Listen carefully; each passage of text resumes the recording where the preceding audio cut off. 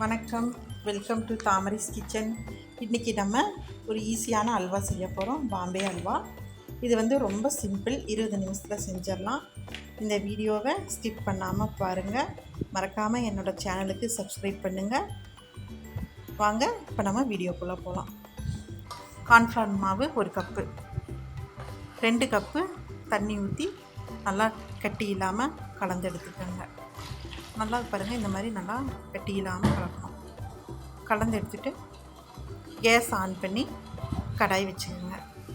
2 cup சர்க்கரை, 1 cup cornflour மாவுக்கு 2 cup சர்க்கரை, 2 கப்பு தண்ணி ஊற்றிட்டு நல்லா கொதிக்க வைங்க. இதுக்கு பாகுப்பதம் நம்மளுக்கு தேவையில்லை, நல்லா கொதித்தாலே போதும். இப்போ நம்ம அல்வா ரெடியாகி ஊற்றுறதுக்கு ஒரு பாக்ஸில் நெய் தடவி ரெடியாக முதல்லையே எடுத்து வச்சுருங்க. எடுத்து வச்சுட்டு பாருங்கள், இப்போது சர்க்கரை நல்லா கரைஞ்சிருச்சு.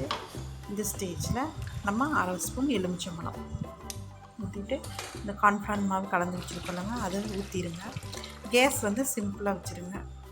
வச்சுட்டு நல்லா கட்டி இல்லாமல் கலக்குங்க. கலர் போட்டுருங்க, கொஞ்சம் ஃபுட் கலர், ரெட் கலர் போட்டுருங்க.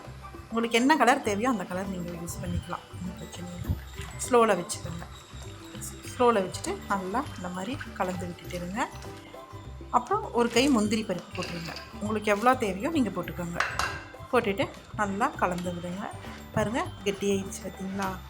இந்த சமயத்தில் நம்ம ஒரு ஸ்பூன் நெய் விட்டுக்கலாம். இதுக்கு நம்மளுக்கு ஒரு 3 ஸ்பூன் நெய் தான் தேவைப்படும், ஜாஸ்தி நெய் தேவைப்படாது. ஒரு 3 ஸ்பூன் இருந்தால் போதும். நல்லா கலக்கி விட்டுட்டே இருங்க.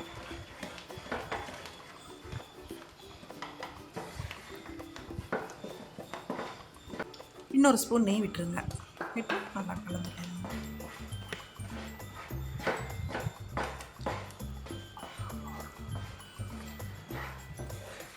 பாருங்கள், கடாயில் ஒட்டாமல் வருது பாருங்கள். இந்த மாதிரி நல்லா கடாயில் ஒட்டக்கூடாதுங்க, ஒட்டாமல் நல்லா வரணும். நல்லா வரணும். இந்த சமயத்தில் நம்ம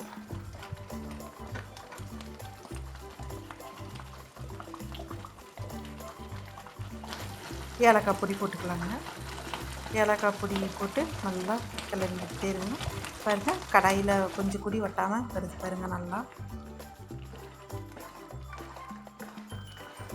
இந்த சமயத்தில் நம்ம அந்த பாக்ஸ் எடுத்து வச்சுருக்கோம்லங்க, அதில் ஊற்றிடலாங்க.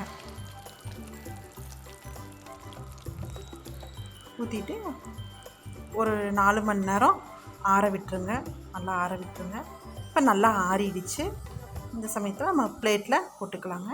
பாருங்கள், பிளேட்டில் போட்டுடலாம்.